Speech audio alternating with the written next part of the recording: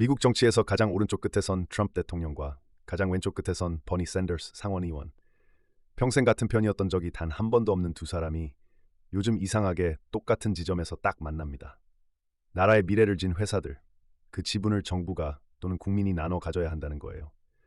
원래 정부가 기업 지분을 들고 들어오는 건 좌파의 언어인데 정작 앞장서서 그 주식을 사모으는 쪽은 우파 트럼프입니다. 정치의 양극단이 이렇게 같은 방향을 가리킬 때는 대개 그 발밑에서 뭔가 아주 크게 흔들리고 있다는 신호예요. 안녕하세요. TQQQ 연구소입니다. 오늘은 요즘 워싱턴에서 조용히 그러나 아주 빠르게 번지고 있는 이 낯선 풍경을 함께 뜯어보려고 합니다. 미국 정부가 여러분이 매일 들여다보는 나스닥 상단 기업들의 주주로 하나둘 올라타고 있는 이야기예요. 도대체 무슨 일이 벌어지고 있는 건지 처음부터 차근차근 따라가 볼게요. 시작은 인텔이었습니다. 반도체 프로그램 예산 89억 달러를 포개서 정부가 이걸 공짜로 주는 대신 인텔 주식으로 바꿔받았습니다. 주당 20달러, 47센트에 4억 3천만 주가 넘는 물량으로요. 그냥 준다던 보조금이 하룻밤 사이에 지분으로 옷을 갈아입은 겁니다. 정부가 하필 인텔한테 이렇게까지 매달리는 데는 그럴 만한 사정이 있어요. 한때 세계 반도체 제조를 이끌던 미국 점유율이 1990년 37%에서 2024년 10%까지 주저앉았거든요.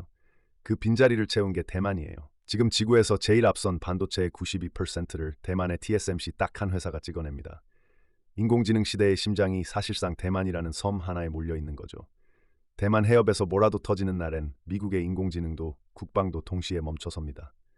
미국 땅에서 최첨단 반도체를 직접 뽑아낼 수 있는 회사는 인텔이 사실상 마지막 카드예요. 그래서 정부가 이 회사를 국가대표로 되살려보겠다고 세금을 지분으로 쏟아부은 겁니다. 국방부는 희소금속을 캐는 회사 MP Materials에 4억 달러를 우선주로 넣고 나중에 더 살 수 있는 권리인 워런트까지 받아 챙기면서 이 회사 최대 주주가 됐습니다. 미국 정부가 광물회사 대주주가 된 건 이번이 처음이에요. 발표가 뜨자마자 주가는 하루 만에 50% 가까이 뛰었고요. 희소금속이라는 게 전기차 모터랑 미슬, 전투기에 반드시 들어가는 특수금속인데 이 공급망을 중국이 사실상 소나기에 쥐고 있습니다. 그러니 미국이 국가 차원에서 자기 편 회사 하나를 국가대표로 키우겠다고 나선 거죠. 철강회사 US 스틸은 한술 더 떠요. 일본 니폰 스틸이 이 회사를 인수할 때 트럼프 대통령은 골든셰어, 우리말로 황금주 한 주를 손에 넣습니다. 딱 한 주인데 이 한 주로 회사의 굵직한 결정에 거부권을 걸 수 있어요. 2035년까지 미국 안공장을 함부로 닫거나 팔 수 없고 본사를 피츠버그 밖으로 옮길 수도 없고 니폰이 약속한 110억 달러 투자를 슬쩍 줄이려는 것도 정부가 거부권으로 막을 수 있습니다. 가진 주식은 달랑 한 주인데 회사 경영의 브레이크는 정부 손에 쥐어져 있는 셈이에요. 앞권은 엔비디아하고 AMD입니다. 이 두 회사가 중국의 인공지능 반도체를 팔려면 정부 수출 허가가 있어야 하는데 정부가 그 허가를 내주는 대가로 중국 매출의 15%를 떼어가기로 했어요. 엔비디아는 H20, AMD는 MI308이라는 칩이 대상이고요.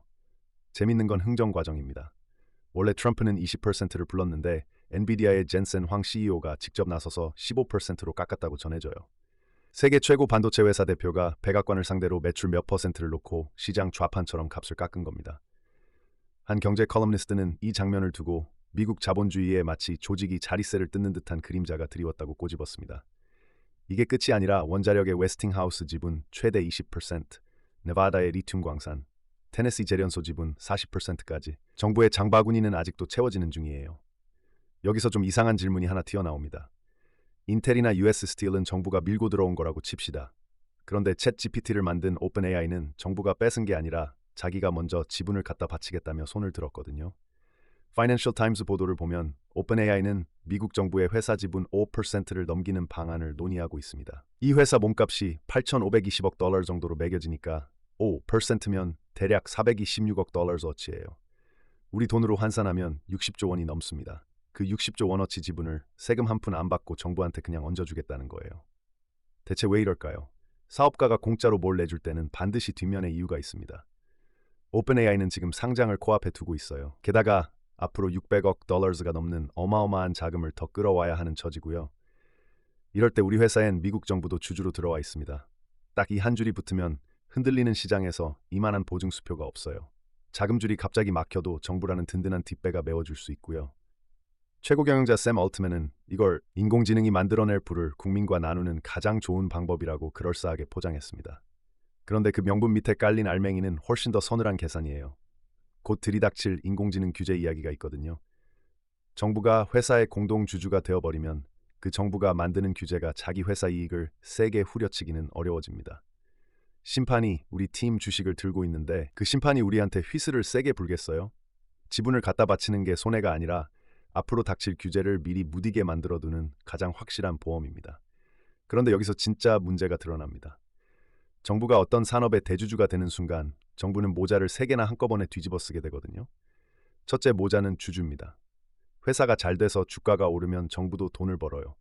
둘째 모자는 고객이에요. 국방부와 여러 부처가 이 회사들의 반도체와 인공지능을 사주는 제일 큰 손이거든요.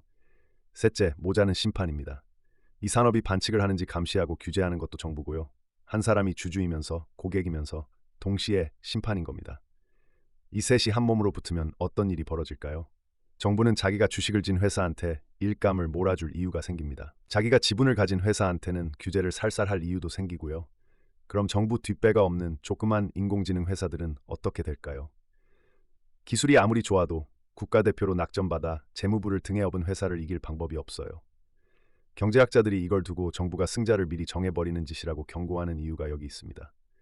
규제기관이면서 주주라는 이해 충돌, 그리고 정치가 기업 결정에 슬그머니 끼어드는 정경유착의 문이 활짝 열린다는 거죠. 더 골치 아픈 건 정부가 한번 들어오면 좀처럼 안 나간다는 거예요. 대표적인 게 주택담보대출 회사 페니메이랑 프레디맥입니다. 2008년에 임시로 정부가 접수했는데 17년이 흐른 지금까지도 여전히 정부 관리 아래 묶여 있어요. 임시가 그대로 영원히 돼버린 거죠. 앞서 그 컬럼니스트도 딱 이 점을 짚었습니다. 인텔 주가가 올라서 장부상 이익이 났다고 정부가 자랑하지만 그 돈은 정부가 지분을 실제로 팔아야 손에 쥐어지는데 그걸 팔고 빠져나오는 그림이 도무지 안 그려진다는 거예요. 오히려 반도체 경쟁이 치열해질수록 정부는 국가대표 회사에 돈을 끝없이 들이붓게 될 공산이 큽니다. 자, 그럼 맨 앞에서 예고했던 반대편 극단, 왼쪽 끝에 샌더스 이야기를 여기서 마저 풀어볼게요. 지분을 사모으는 트럼프가 우파라면 좌파의 상징인 버니 샌더스 상원의원은 한술 더 떠서 미국 최대 인공지능 회사들 지분의 절반을 아예 국민이 갖자는 법안을 내놨습니다. 인공지능으로 2억 달러 넘게 버는 회사한테 그 주식의 50%를 일회성 세금으로 걷어서 7조 달러짜리 국부 펀드를 만들자는 거예요. 우리 돈으로 1경 원이 넘는 어마어마한 규모죠. 그 배당으로 모든 미국인한테 해마다 $1,000씩 나눠주자는 구상까지 담겨 있습니다. 방법도 목적도 정반대인 두 사람이 인공지능의 열매를 국민이 나눠 가져야 한다는 결론 하나에서 이상하게 포개진 겁니다. 샌더스는 부를 재분배하자는 거고 트럼프는 국가대표 기업을 키우자는 거죠. 속내는 이렇게 정반대인데 그 극과 극이 같은 곳을 가리킨다는 것 자체가 지금 이 판의 바닥이 얼마나 크게 흔들리고 있는지를 보여줍니다. 그래서 여러분 생각이 궁금해요. 미래를 이끌 회사들의 정부가 지분을 갖는 게 국민을 위한 현명한 보험일까요? 아니면 심판이 자기가 응원하는 팀 주식을 몰래 사모으는 정경유착의 시작일까요? 저도 쉽게 답이 안 나오는 문제입니다. 여러분의 의견을 댓글로 남겨주세요. 지금까지 등장한 이름들, 트럼프와 얼트먼과 젠슨 황, 그리고 그 뒤에서 도장을 찍는 재무장관과 상무장관, 이 사람들이 주고받는 지분과 거부권 하나하나가 여러분이 매일 들여다보는 나스닥 상단 기업들의 운명을 다시 쓰고 있습니다. 앞으로 딱 하나만 지켜보면 돼요. 정부가 이 지분들을 언젠가 진짜로 팔고 빠져나오는지 아니면 페니메이처럼 임시가 또 한 번 영원이 되는지 그 갈림길이 이 거대한 실험의 진짜 결말을 정할 겁니다. 오늘 이야기가 시장을 조금 더 깊이 들여다보는 데 도움이 되셨다면 마지막으로 좋아요와 구독 한번 눌러주시면 큰 힘이 됩니다. 감사합니다.